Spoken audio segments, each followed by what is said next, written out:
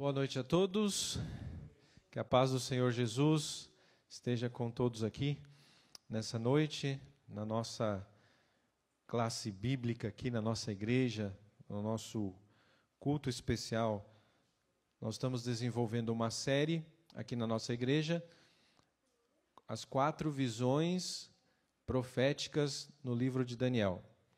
Nós já estudamos as 3 primeiras visões nas semanas passadas. A primeira visão, aquela que o sonho do rei Nabucodonosor no capítulo 2 de Daniel. Já estudamos também a segunda visão, que foi aquela visão que Daniel recebeu no capítulo 7 de Daniel. E estudamos também a terceira visão, no capítulo 8 de Daniel, terminando com o capítulo 9 na sequência. E hoje nós vamos começar a última das 4 visões, a quarta e última visão profética no livro de Daniel. Essa quarta visão, ela começa no capítulo 10. Então, abra a sua Bíblia comigo, em Daniel, capítulo 10, no verso 1. Primeiro verso ali. Daniel 10, verso 1.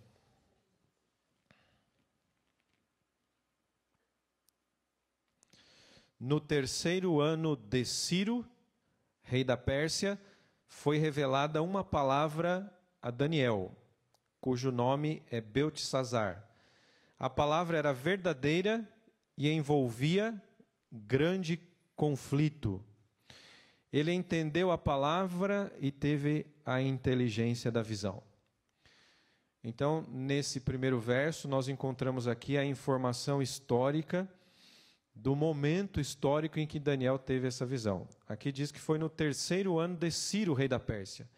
De acordo com a cronologia dos reis ali da Medo-Pérsia, o terceiro ano de Ciro foi exatamente no ano 534 a.C. Então, nesse ano, Daniel teve essa visão. É a quarta visão profética no livro de Daniel. Começou aí. E eu queria destacar um aspecto aqui nesse verso 1, sobre o conteúdo dessa visão. Aqui diz que a palavra era verdadeira e envolvia o quê? A minha tradução diz grande conflito, mas eu sei que tem algumas traduções diferentes aí. Alguém poderia mencionar uma tradução diferente? Grande conflito também? Tem alguma outra aí de vocês? A Nova Versão Internacional, se eu não me engano, ela traduz como uma guerra prolongada. Eu acho que a Almeida Revista e Corrigida também traduz como uma guerra prolongada. E eu gosto mais dessa tradução, dessa expressão aqui. Por quê? A expressão grande conflito em hebraico é a expressão tsabá gadol. 2 palavras, tsabá, guerra, conflito, e gadol, grande. Só que esse adjetivo na língua hebraica, gadol, ele pode ser grande no tamanho, mas pode ser também no tempo. Grande na duração.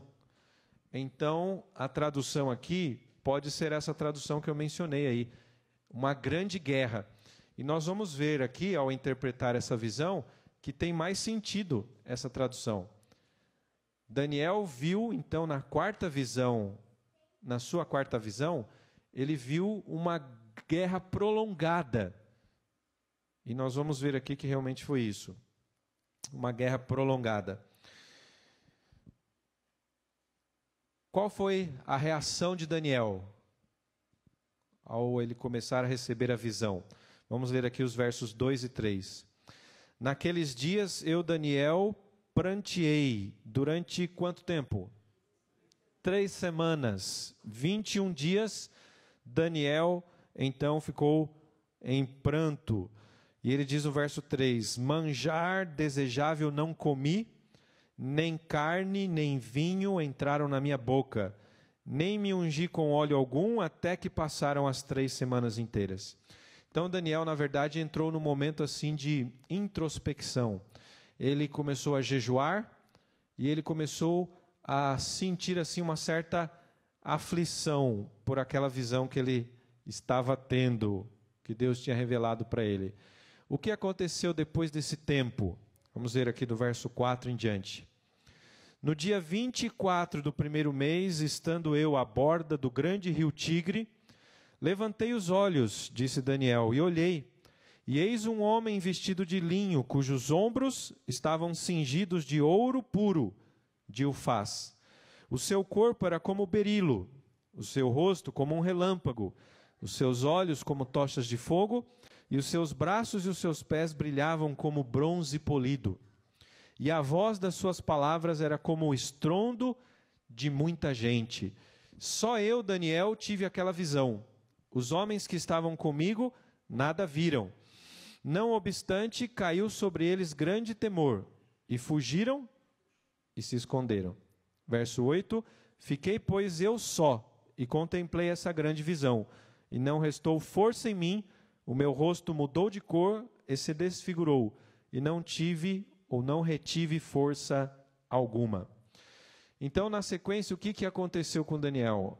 Ele ficou 21 dias jejuando, de uma forma introspectiva, buscando a orientação de Deus, e de repente, num dia que ele diz 24 do primeiro mês, ele estava à borda do rio Tigre, e ele levantou os olhos então, e ali ele foi tomado em visão.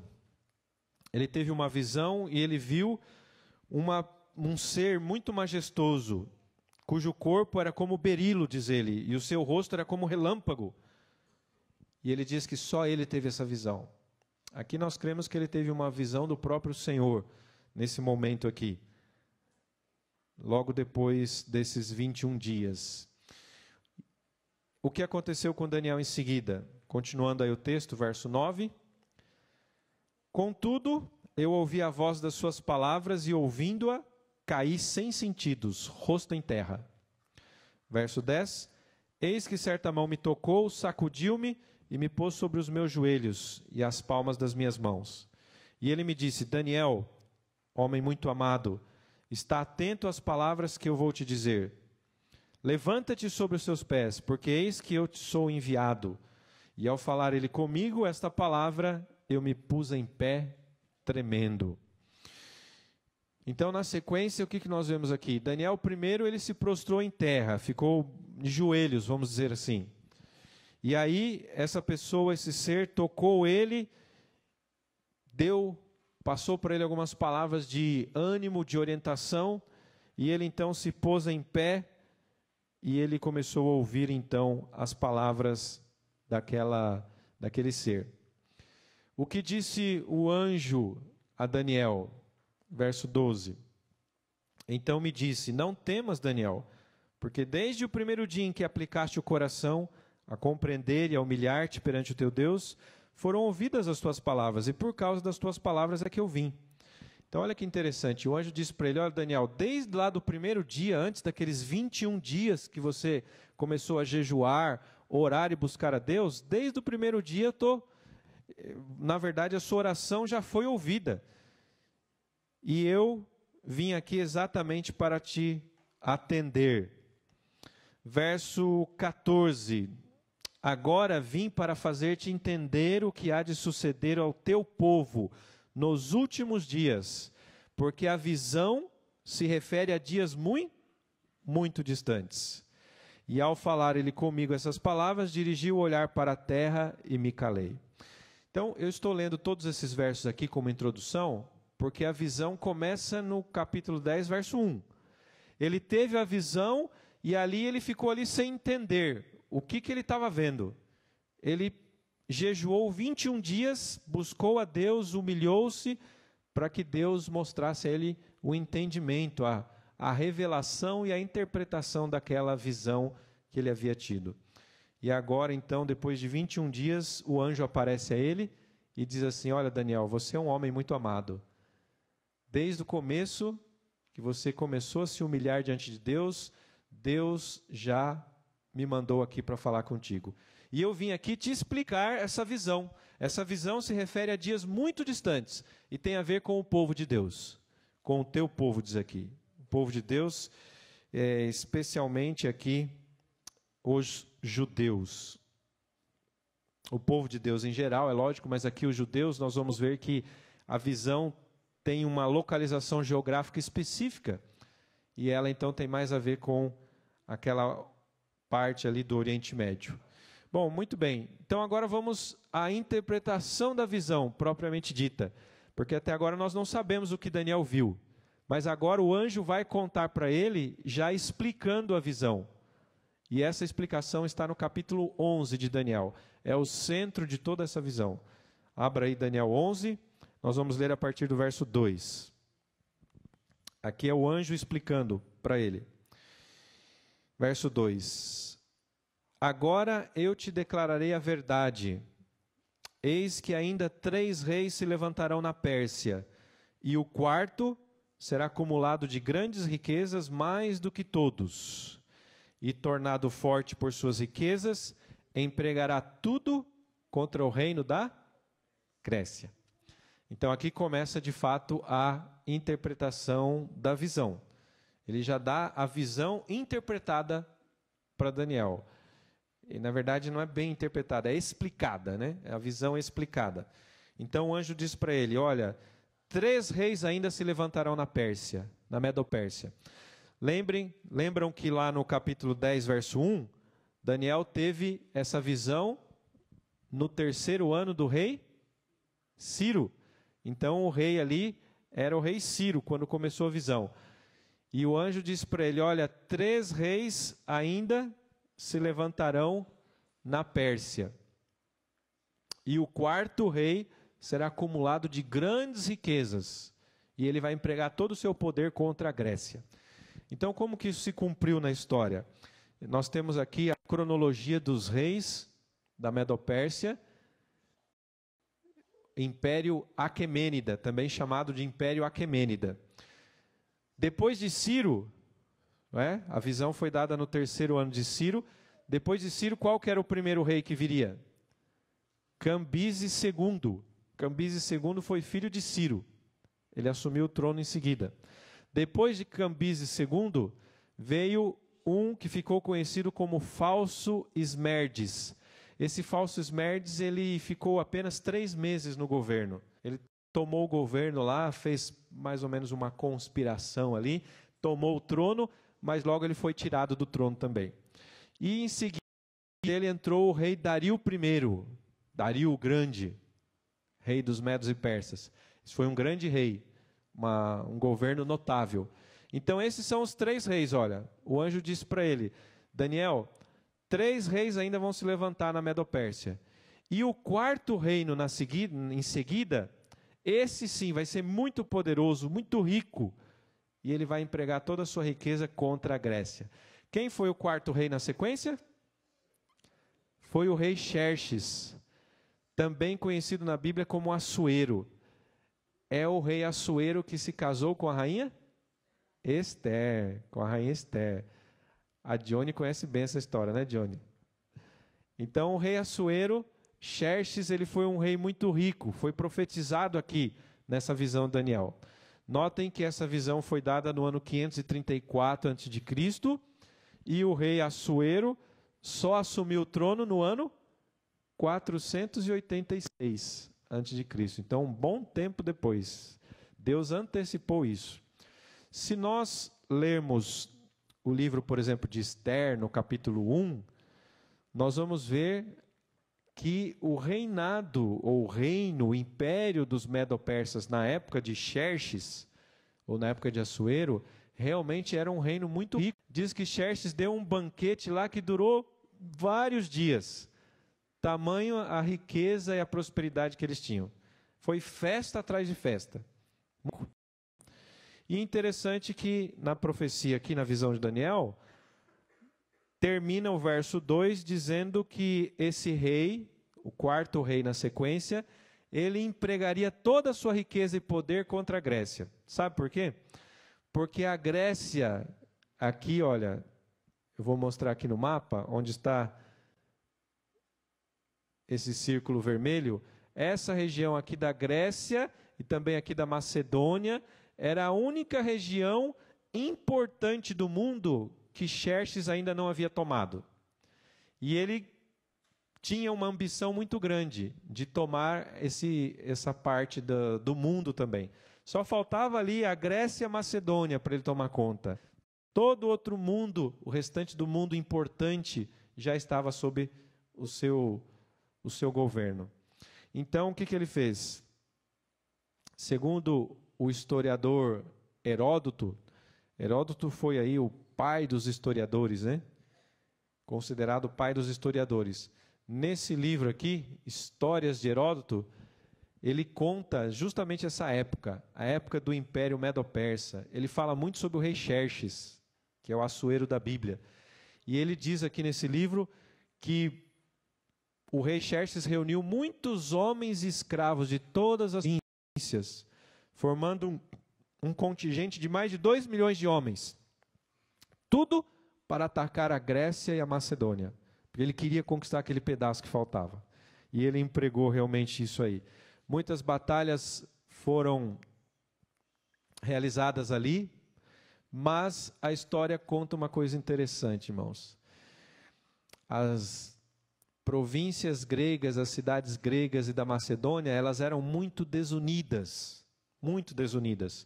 Mas quando veio o inimigo de fora, que foi o Império Grego, o exército da Medo-Pérsia, o exército de Xerxes, o que aconteceu é que com o tempo as cidades gregas ali da Macedônia se uniram para enfrentar o inimigo de fora. E ao se unirem, elas foram se tornando mais fortes, e elas enfrentaram assim, mesmo em número reduzido, enfrentaram bravamente os exércitos de Xerxes. E a história diz que Xerxes não conseguiu derrotar os gregos e nem os macedônios. No final das contas, eles acabaram perdendo. Eu anotei aqui, na nossa tela, 2 batalhas principais, uma no ano 480 a.C., conhecida como Batalha de Salamina. Aqui foi uma batalha marítima, e os navios que estavam ali ajudando a Grécia contra os navios de Xerxes foram mais estratégicos nas suas batalhas e conseguiram vencer os exércitos e também a marinha do rei Xerxes. E foi uma batalha em que os gregos ganharam e o Império Medo-Persa perdeu. Depois dessa batalha, o próprio rei Xerxes, que estava por aqui, ele se ausentou e foi embora. E deixou um general aqui comandando o restante das tropas. No ano seguinte, na batalha de Plateia, 479 a.C., aí foi a derrota definitiva. A derrota em que os gregos colocaram os exércitos medo-persas para correr. E o rei Xerxes não conseguiu tomar esse pedaço do mundo. Como consequência dessas batalhas, os gregos ficaram tão animados que eles conseguiram vencer essa batalha, eles se uniram de tal forma que foi essa união que cimentou ou pavimentou o caminho para que depois surgisse o Império Grego. Eles se tornaram tão valentes, inclusive tem até um filme, eu não sei quem aqui já assistiu aquele filme, chamado Os 300. Os 300. É um filme épico, muito interessante, que conta uma dessas batalhas aí. Quando 300 homens de Esparta fizeram uma resistência tão grande aos exércitos de Xerxes, que os exércitos demoraram muito tempo para conseguir vencer 300 homens apenas. É uma batalha interessante que teve nessa época toda aí. E no final, o exército de Xerxes não conseguiu. Vamos voltar aqui em Daniel 11, no verso 3. Daniel 11, 3 diz assim: depois disso, o que ia acontecer? Se levantará um rei poderoso, que reinará com grande domínio e fará o que lhe aprouver. Quem será que é esse rei? Nós já estudamos na terceira visão profética. Então aqui é o seguinte, gente, do verso 2 para o verso 3, tem um hiato na história. A profecia bíblica, ela não tem interesse de ser uma enciclopédia de história. Não é esse o objetivo da profecia. Aqui nós não vamos encontrar todos os reis que governaram todos os impérios. Não é isso. No próprio Império Medo-Persa, depois de Xerxes, teve outros reis que governaram, mas a profecia interrompe aqui o Império Medo-Persa e já passa para o Império Grego, que é o próximo império que governou o mundo, certo? Existe um padrão aqui interessante no capítulo 11 de Daniel, nessa profecia. Deus revelou aqui, através dessa profecia, os impérios que iam governar o mundo. E sempre o império que está governando, Deus mostra esse império até o momento em que ele toma contato com o império seguinte. No caso aqui, por exemplo, foi o rei Xerxes que começou a lutar contra os gregos e macedônios ali. Antes, ninguém tinha lutado com eles. Ele é que foi lá e tentou conquistá-los, mas não conseguiu, no final das contas. Então, os gregos aparecem na história aqui. Então, a partir daí, é interrompido aqui, e no verso 3, então, Deus já começa apresentando o Império Grego. Certo? Então, quem é esse rei poderoso aqui do Império Grego apresentado no verso 3? Quem será que é? A gente já ouviu aqui, né? Na terceira visão profética, lembram daquele... O bode, né? Com o carneiro, o bode com o chifre grande no meio dos seus olhos, que era justamente o quê? Alexandre o Grande, né? Alexandre Magno. Então, aqui também está falando sobre ele, um rei poderoso. Na língua hebraica, esse adjetivo aqui, poderoso, traduzido como poderoso, é essa palavra hebraica aqui, ó, gibor. E essa palavra, esse adjetivo, é um adjetivo que enfatiza masculinidade. Na Nova Versão Internacional, é traduzido como guerreiro, um rei guerreiro. Então, a Bíblia já estava antecipando que Alexandre o Grande, ele seria realmente um rei guerreiro. Vamos dizer assim, muita testosterona, né? Muita masculinidade. Ele era voltado para as guerras. E com 21 anos, já general do exército grego, ele começou a tomar o mundo inteiro. E em 12 anos ele conquistou o mundo inteiro. Muito jovem, muito guerreiro, diz a Bíblia. A Bíblia antecipou esse detalhe. Aqui nós temos um mapa do Império de Alexandre o Grande. Toda essa parte em vermelho aqui do mapa, todinha foi conquistada. Tudo que era antes do Império Medo-Persa passou a ser do Império Grego agora, nas mãos de Alexandre o Grande. E um detalhe interessante, durante esses anos, ele fundou uma cidade. Quando ele conquistou aqui o Egito, ele fundou uma cidade aqui que levou o seu nome, só que no feminino, né? Alexandria. Foi Alexandre o Grande que fundou. Essa cidade se tornou muito importante ali no Egito durante muito tempo, né? Durante muito tempo. Continuando aqui o verso 4 agora. Daniel 11, 4. Mas no auge o seu reino, o reino de Alexandre o Grande, será quebrado e repartido para os 4 ventos do céu, mas não para a sua posteridade, nem tampouco segundo o poder com que reinou, porque o seu reino será arrancado e passará a outros fora de seus descendentes. Então, olha que interessante, a gente já tinha visto isso também na outra visão, Daniel. Agora repete, mas coloca novos detalhes aqui. É aquele princípio da repetição e ampliação. As 4 visões de Daniel são paralelas. Elas tratam do mesmo assunto, só que cada visão seguinte acrescenta detalhes a mais na visão anterior. Então, nós já tínhamos visto aqui na outra visão que Alexandre o Grande governaria o Império Grego e que depois seria dividido, após a morte dele, o reino seria dividido em 4 partes. E aqui novamente encontramos essa ideia. No auge do seu reino será quebrado e o seu reino será repartido para os 4 ventos do céu. Qual o detalhe que tem a mais aqui agora? Aqui diz assim, olha, o seu reino será arrancado e passará a outros, fora de seus descendentes. Então esse é um detalhe que na outra visão não tinha sido tão explícito. O reino seria dividido e não seriam os descendentes de Alexandre o Grande que governariam. E de fato aconteceu isso na história. Nós já vimos aqui, o Império Grego foi dividido em 4 partes depois, né? A partir da Batalha de Ipsus, no ano 301. O Império Grego, então, passou a ter 4 partes. O general Ptolomeu tomou aqui o Egito, o general Seleuco, a região aqui da Palestina, Síria e toda essa região aqui da Ásia.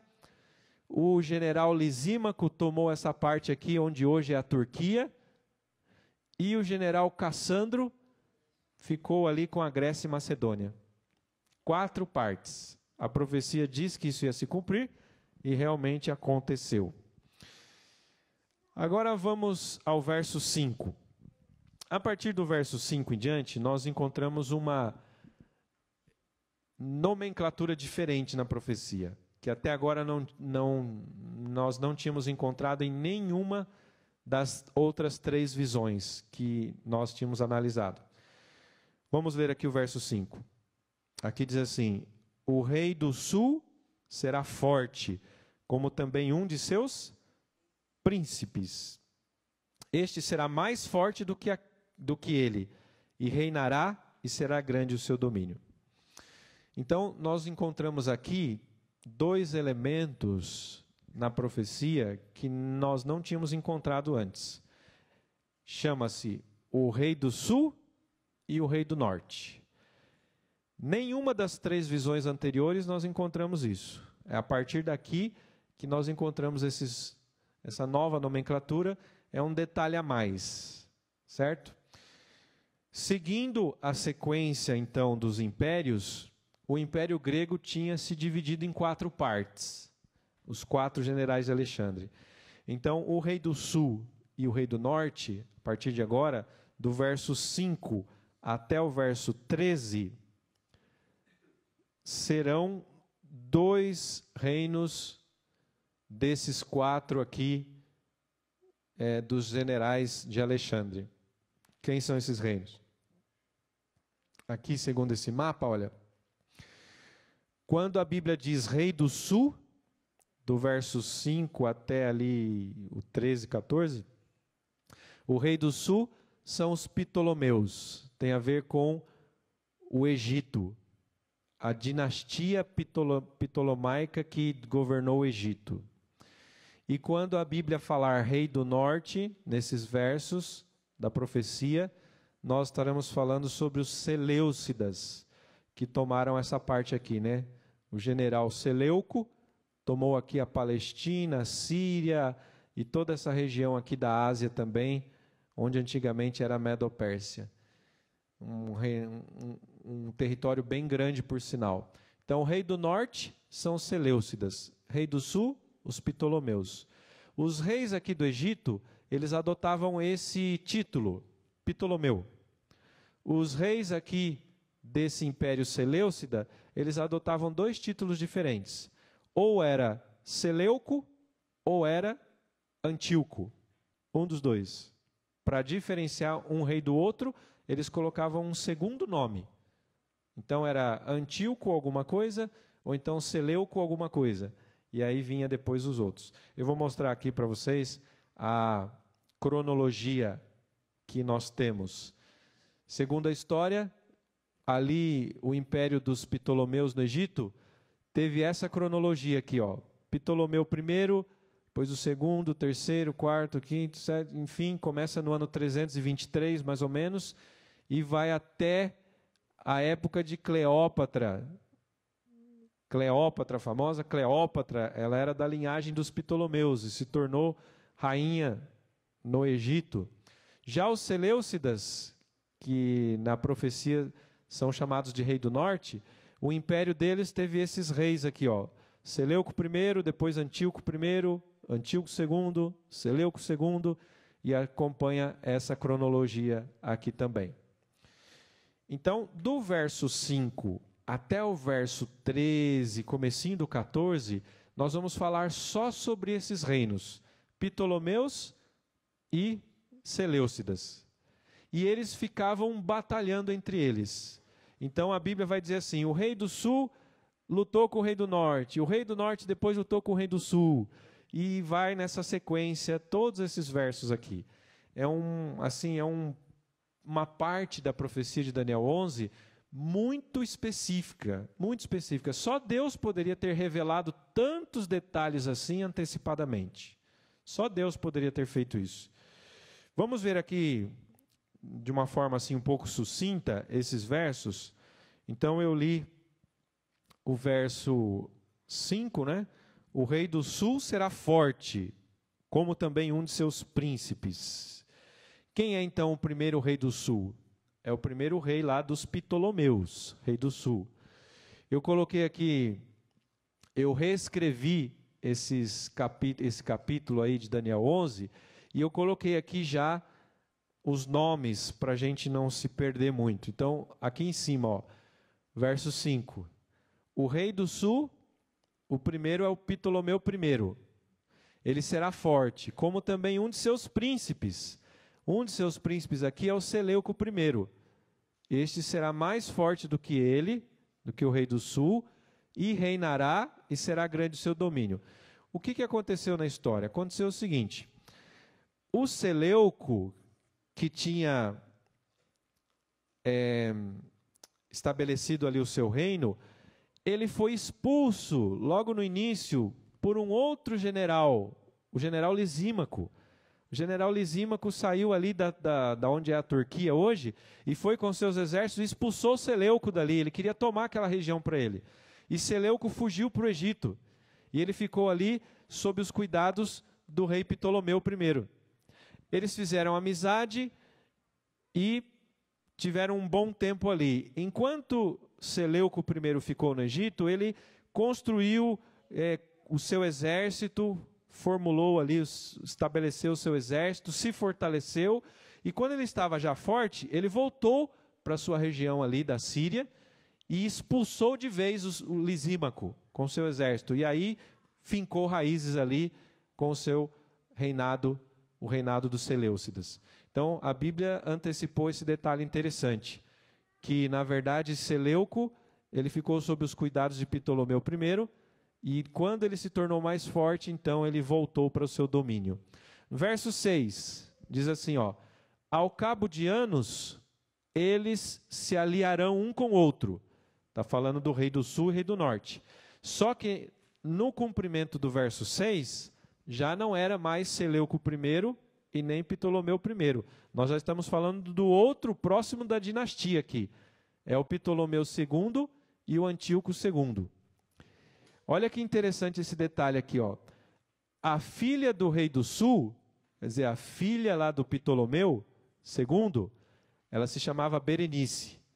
Ela casará com o rei do norte, que foi Antíoco II, para estabelecer a concórdia, quer dizer, para estabelecer um acordo entre os dois reinos. Foi isso que aconteceu na história. Só que tem um detalhe aí.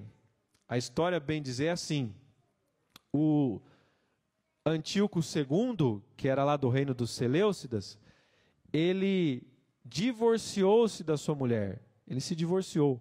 Ele era casado com uma mulher chamada Laodice. Ele se divorciou porque ele estava interessado em fazer aliança com o Egito, com os Ptolomeus. Então ele largou a mulher dele e falou assim: já sei, vou casar com a princesa lá do Egito. Aí fica fácil para a gente fazer uma aliança. Quem não deve ter gostado nada disso foi a esposa dele, lógico. Mas foi isso que ele fez. Ele largou a Laodice e foi lá então, falou: olha, Ptolomeu, vamos fazer o seguinte, eu vou casar com a sua filha Berenice e a gente fica em paz. E ele fez isso. Mas, como vocês sabem, essas questões passionais da vida, né? A Laodice não gostou nada disso e ela resolveu se vingar. E a Bíblia diz que isso ia acontecer aqui. O que aconteceu? Aqui diz assim, ó: ela, porém, não conservará a força do seu braço. Ela aqui é a Berenice, que era filha do Ptolomeu. E ele não permanecerá. Ele aqui está falando de Antíoco II. Nem o seu braço, porque ela, Berenice, será entregue, e bem assim os que a trouxeram. E seu pai, o Ptolomeu II, e o que a tomou por sua, o Antíoco II, naqueles tempos. Em outras palavras, o que aconteceu? Na verdade, houve uma vingança.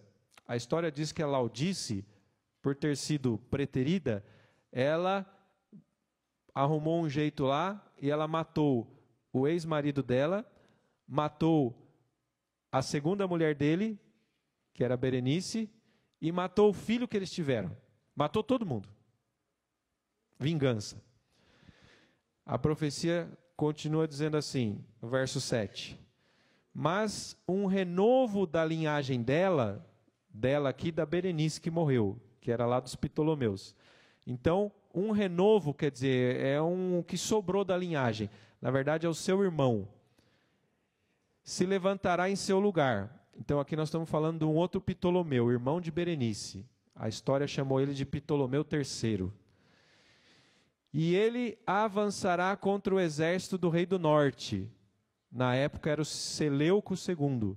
E entrará na sua fortaleza e agirá contra eles e prevalecerá. Então, o que aconteceu aqui? Vingança novamente. A partir daqui, gente, é uma vingança atrás da outra. Essas coisas nunca dão certo, né? A história diz assim. Então, primeiro eles começaram fazendo uma aliança, lá no começo, o rei do sul, o rei do norte. Mas essa aliança não demorou muito. Quando surgiu lá um que largou a esposa para casar com a princesa lá do outro reino, aí começou as desgraças. Aí, a partir daqui, é só um se vingando com o outro. Como a Berenice morreu, foi morta, né, por aquela mulher lá, que matou ela, o próximo rei do Egito, Ptolomeu III, que era irmão da Berenice, ele resolveu se vingar. Você é assim? Então agora os seleucidas vão ver. Ele arrumou o exército dele, foi lá e entrou no território da Síria, lá dos seleucidas, e conseguiu guerrear, e diz aqui, entrará na sua fortaleza e agirá contra eles e prevalecerá. O verso 8, também aos seus deuses com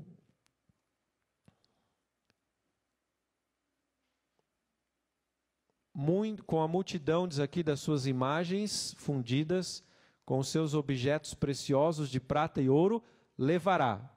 Então, o Ptolomeu III fez isso, como despojo para o Egito. Por alguns anos ele deixará em paz o rei do norte. Então, nessa batalha aí, que o Ptolomeu III foi lá para se vingar, ele guerreou e destruiu várias cidades dos seleucidas. E nessa destruição, ele foi recuperando deuses do Egito que tinham sido levados para aquela terra. E ele trouxe tudo de volta. Ele teve um título lá no Egito, por causa dessa batalha, dessas vitórias que ele teve.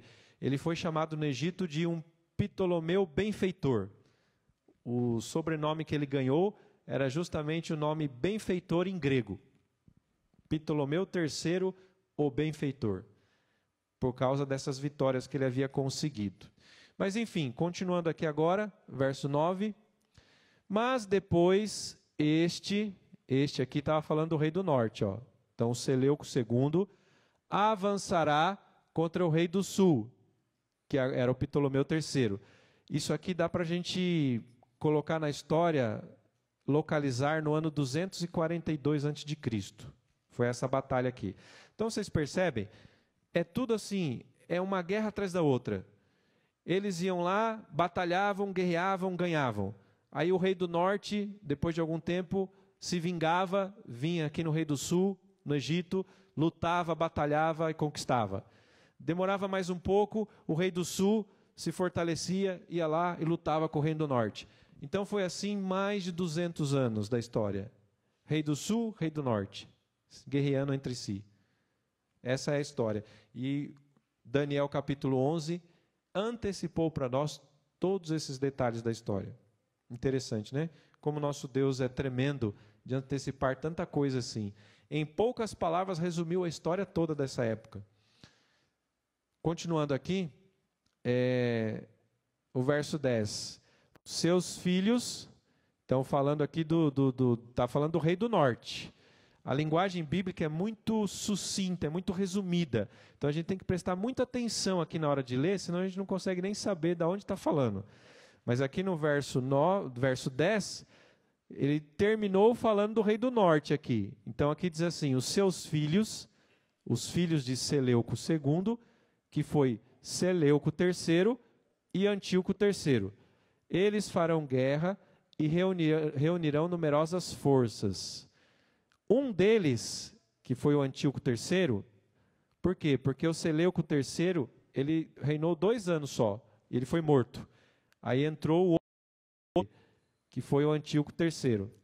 Ele virá apressadamente, arrasará tudo e passará adiante dele. E voltando à guerra, a levará até a fortaleza do rei do sul. Então, diz aqui o verso 11, este aqui, agora falando do rei do sul, foi o último que foi mencionado. O rei do sul aqui já era o Ptolomeu IV. Ele se enfurecerá, sairá e pelejará contra ele, contra o rei do norte, que na época era o Antíoco III. Este porá em campo grande multidão. Foi na batalha de Ráfia, no ano 217. Mas a sua multidão será entregue nas mãos daquele, do rei do sul aqui, Ptolomeu IV.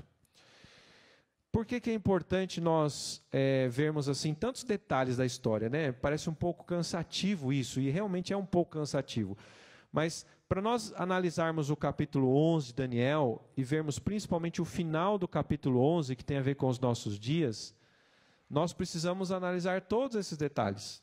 Então eu estou tentando ser assim objetivo, tentando resumir um pouco, mas são detalhes que foram mostrados na profecia. Talvez seja por isso que esse capítulo 11 de Daniel, ele é estudado por bem poucas pessoas. Se eu perguntar até mesmo dentro da igreja adventista, nós vamos ver que pouquíssimas pessoas sabem o que significa Daniel 11. E aqui eu tenho que confessar meu próprio pecado. Até 5 anos atrás, se alguém perguntasse para mim, nem eu saberia dizer o que significava Daniel 11. Foi nos últimos 5 anos que eu comecei a estudar assim, pouco a pouco, Daniel 11, fui vendo tudo, e agora sim a gente tem um entendimento um pouco melhor desse capítulo, que é uma visão muito importante, porque principalmente o finalzinho de Daniel 11 ainda não se cumpriu. E nós vamos falar aqui até o final, né, hoje e também na próxima semana, terminando essa visão, nós vamos ver o que isso tem a ver com os nossos dias. Os nossos dias aqui.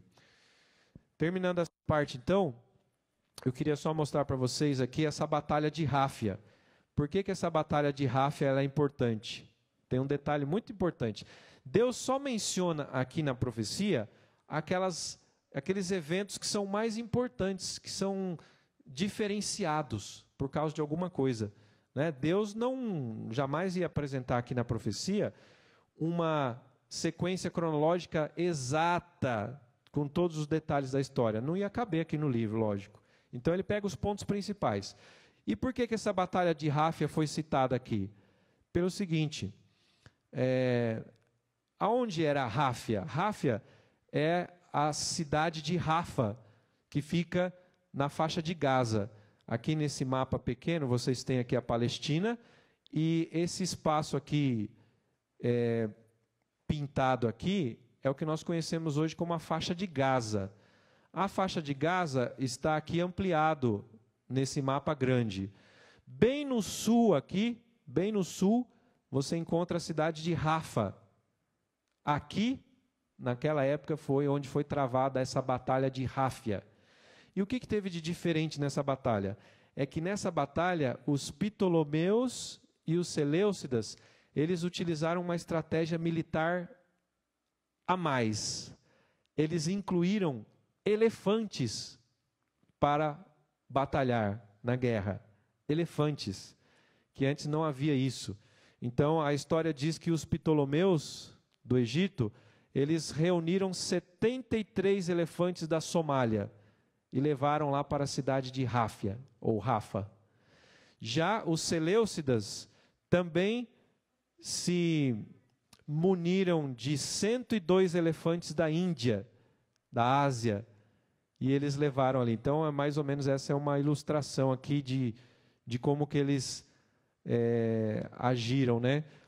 Em cima dos elefantes eram montados um tipo de uma plataforma e os soldados ficavam aqui em cima. Então, o historiador que conta essa história, ele diz que era uma cena assim terrível, uma cena assim que dava medo.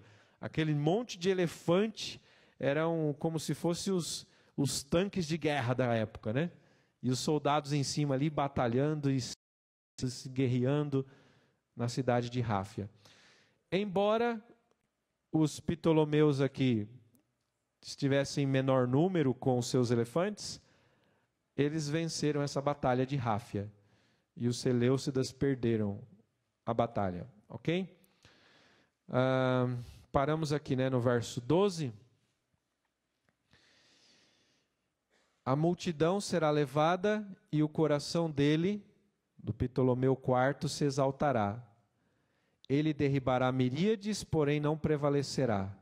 A história diz que Ptolomeu IV, embora ele tenha vencido a batalha de Ráfia, ele ficou tão cheio de si que ele voltou para o Egito e começou a beber muito, né, se embriagar, participar de orgias e tal, e logo, logo ele morreu.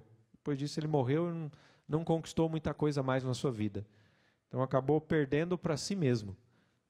Porém, não prevalecerá, diz a Bíblia. Verso 13. Porque o rei do norte, então aqui estamos falando de Antíoco III, tornará, ou seja, voltará, e porá em campo multidão maior do que a primeira. Quer dizer, na batalha de Ráfia ele perdeu, mas ele não ia desistir. Reuniu uma multidão maior ainda, e ao cabo de tempos, isso é, de anos, virá à pressa com grande exército e abundantes provisões. Então isso foi no ano 201 a.C. O que aconteceu de especial nessa batalha aqui? Naqueles tempos se levantarão muitos contra o rei do sul. Muitos aqui, quem que é? É que o Antíoco III, ele fez uma aliança com o Felipe V da Macedônia. Felipe V da Macedônia, ele foi o rei que sucedeu o general Cassandro. Lembra do Cassandro? Que ficou com aquela parte da Grécia, da Macedônia? Depois que o Cassandro morreu, então subiu ao trono Filipe V da Macedônia. E ele fez uma aliança com Antíoco III para invadir o Egito. E nessa época, olha que interessante, irmãos, nessa época aqui, começa a aparecer em cena Roma. Por quê? Roma ficou sabendo que Antíoco III tinha feito uma aliança com Filipe V da Macedônia. E eles iam invadir o Egito. E Roma ficou preocupada, falou assim, nossa, será que vai surgir aí uma potência lá no Oriente Médio? Então, Roma mandou um recado para eles, para os dois reis, para o Felipe V da Macedônia e para o Antíoco III. Falou para eles assim, olha, se vocês se unirem e entrarem no Egito, vocês vai ter guerra com a gente. Nós não vamos deixar barato, não. Porque eles tinham medo que surgisse uma grande potência naquela região, dessa aliança. Então, olha que interessante. Na época de Antíoco III, é que Roma começou a entrar na história. Então, é natural que a partir do verso 14, a gente já comece a falar de Roma também. Porque foi aqui que Roma entrou na história. É uma sequência lógica da profecia. O verso 14, né, que eu tinha lido. A partir do verso 14, a metade do verso, aparecem os romanos. Olha, também os que agem com violência contra o teu povo, então aqui está falando dos romanos, se levantarão para cumprirem a profecia, mas cairão. Que profecia é essa? Eu acho que é a profecia principal de Daniel, que é Daniel 9, 24 a 27, que a gente estudou semana passada. Lembra que nós estudamos aqui?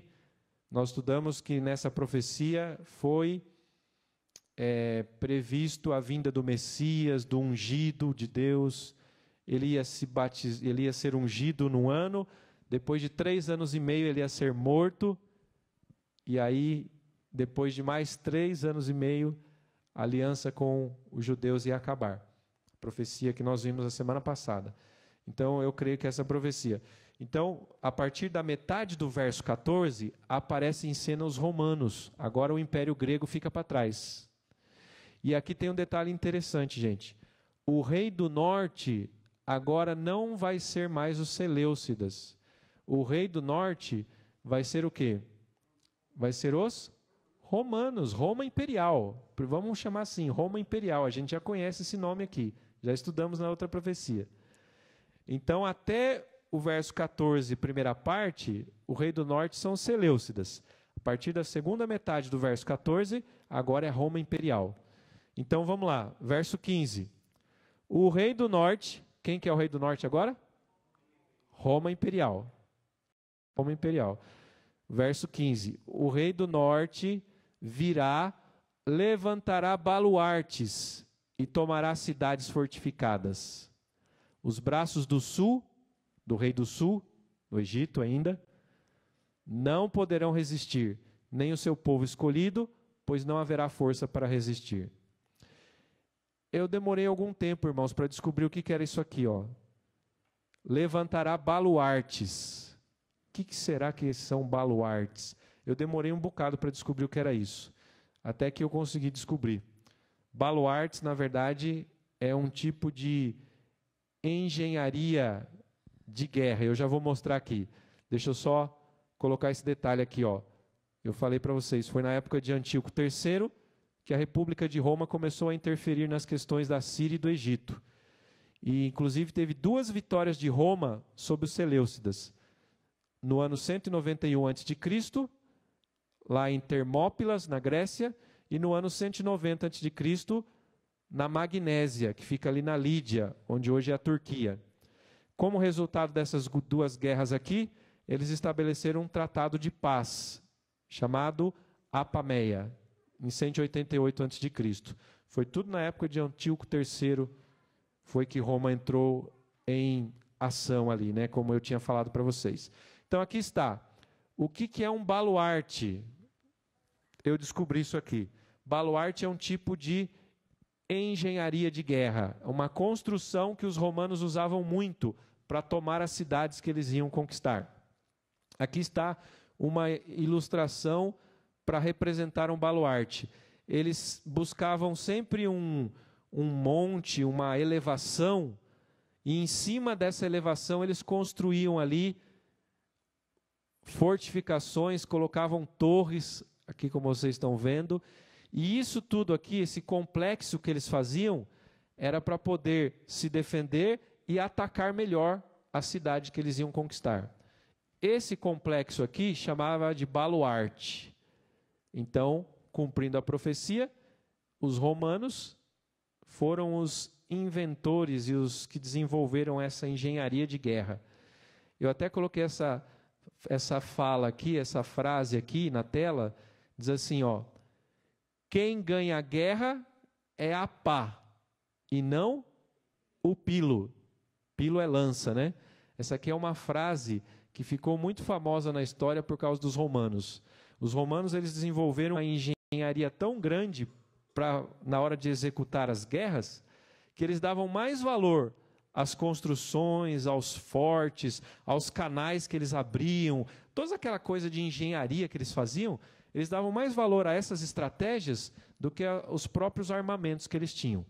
E por isso, então, surgiu essa frase aqui, ó, na época deles: quem ganha a guerra é a pá, e não o pilo. Ok? Então, aqui está uma representação de um baluarte romano, um complexo usado para tomar as cidades que eles guerreavam, contra as quais eles guerreavam. Seguindo, então, vamos terminar aqui. Hoje nós vamos até o verso 17, ok? Nós temos, acho que, mais 2 ou 3 versos apenas. Então, nós vamos até o verso 17 hoje. Aí, na semana que vem, nós continuamos e vamos terminar esta visão do capítulo 11 de Daniel. Verso 16 agora. O que, pois, vier contra ele, contra o rei do sul, fará o que bem quiser, e ninguém poderá resistir a ele. A ele aqui é Roma Imperial, o rei do norte. Se instalará na terra gloriosa. Quando foi que Roma entrou na terra gloriosa? A terra gloriosa é a Palestina, onde estava Jerusalém. É chamada sempre na Bíblia e nas profecias de terra gloriosa. Quando foi que Roma entrou? Aqui estava profetizado que ela iria entrar, ó. Se instalará na terra gloriosa.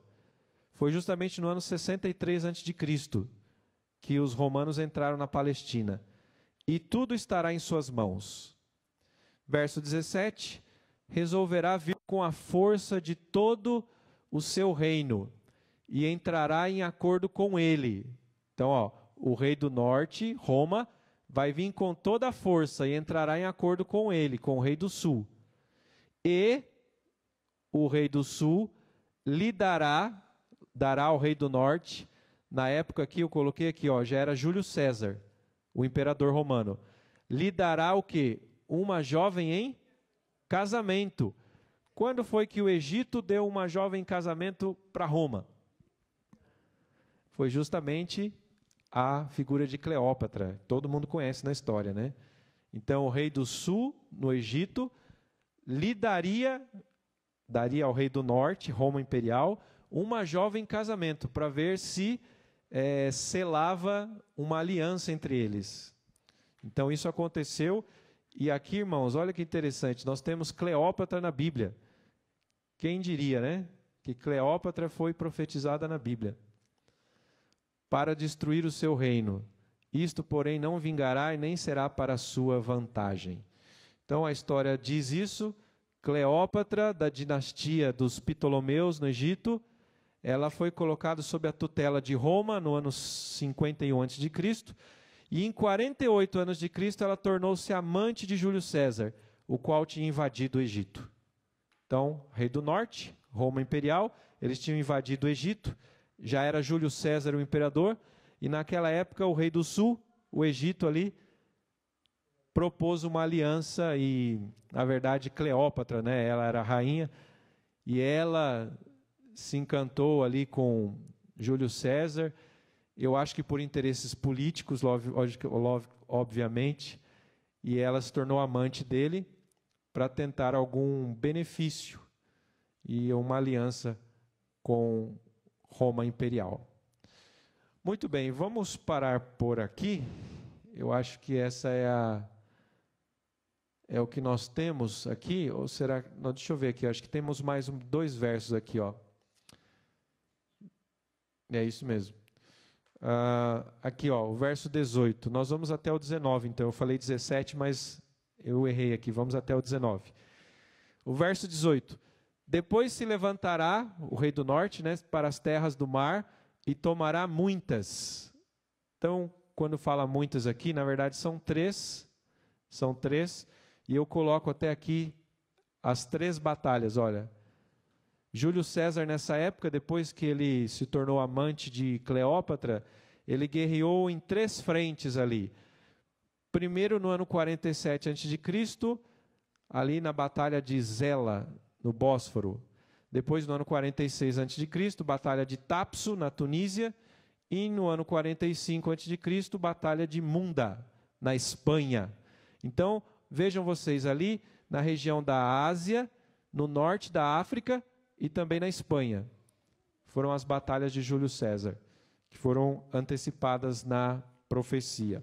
Voltando aqui agora, olha que interessante esse verso 18. Ele termina dizendo assim: mas um príncipe fará cessar-lhe o opróbrio, e ainda fará recair sobre este, né, sobre Júlio César, o opróbrio, fará recair este, quer dizer, o opróbrio, este opróbrio sobre aquele, sobre Júlio César. O que a profecia está falando aqui? Na verdade, a profecia estava antecipando que Júlio César seria assassinado, como aconteceu na história. A história diz isso, que esse senador romano aqui, portanto a Bíblia diz que era um príncipe, Gaius Cassius Longinus. Esse camarada aqui, esse é um senador, e ele montou uma conspiração ali contra Júlio César, e com um punhal em mãos ele foi lá e matou Júlio César em Roma. Aqui tem um detalhe interessante, irmãos. Tem um jogo de palavras aqui, ó. Foi no ano 44 a.C., Júlio César foi assassinado em uma conspiração liderada por Gaio Cássius, esse senador romano. Tem um jogo de palavras aqui no hebraico, nesse verso 18. Qual é? A palavra opróbrio, em hebraico, herpá. E o punhal, em hebraico, é heribá. Em hebraico, é muito parecido. Só quem conhece muito hebraico que conhece distinguir a diferença dessas duas palavras. Há um trocadilho aqui. Há um trocadilho. É por isso que no verso 18 aparece essa aqui, ó. Um príncipe fará cessar-lhe o opróbrio, e ainda fará recair esse opróbrio sobre aquele. Então a palavra opróbrio aqui, ela está provavelmente aqui num trocadilho, porque fará recair este opróbrio, pode ser opróbrio, pode ser punhal. Punhal.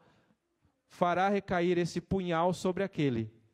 Então, ou seja, é um jogo de palavras em hebraico para antecipar que Júlio César seria assassinado por um punhal na época, né? Olha que detalhe interessante Deus revelou aqui para nós, né? E terminando então o verso 19, então voltará para as fortalezas da sua própria terra, mas tropeçará e cairá e não será achado mais. Foi justamente quando ele foi assassinado no ano 44 a.C. Terminamos aqui então o verso 19, paramos aqui. Nós vimos toda essa sequência aqui, histórica. Como eu disse para vocês, é uma visão densa, carregada de detalhes históricos, mas se Deus colocou aqui na Bíblia, irmãos, era porque era para o nosso proveito. E o maior proveito disso tudo, o que que é? É nós sabermos que o nosso Deus antecipou tudo isso para Daniel no ano 534. Foi o ano que ele teve essa visão. Antes de Cristo. Coisas que iam acontecer perto da época de Cristo. Até hoje, por exemplo, nós vimos até a época de Júlio César. A semana que vem nós vamos partir do verso 20 em diante. E vamos até o final do capítulo. E vocês vão ver que coisa espetacular, quantos detalhes históricos ainda nessa profecia. E especialmente o final. O final do capítulo 11 ninguém pode perder. Porque tem a ver com os nossos dias. E eu vou mostrar para vocês aqui a semana que vem coisas que estão acontecendo nos nossos dias. Nos nossos dias. E aí nós encerramos esse estudo, essa série sobre as 4 visões proféticas no livro de Daniel. Que Deus abençoe a todos que estiveram aqui nessa noite, todos que estão assistindo também pela internet, que vão assistir depois a gravação desse estudo, e na próxima semana nós finalizaremos aqui. Não perca, então, o final deste capítulo 11 de Daniel, ele é maravilhoso. Que Deus nos abençoe a todos. Vamos levantar para orar?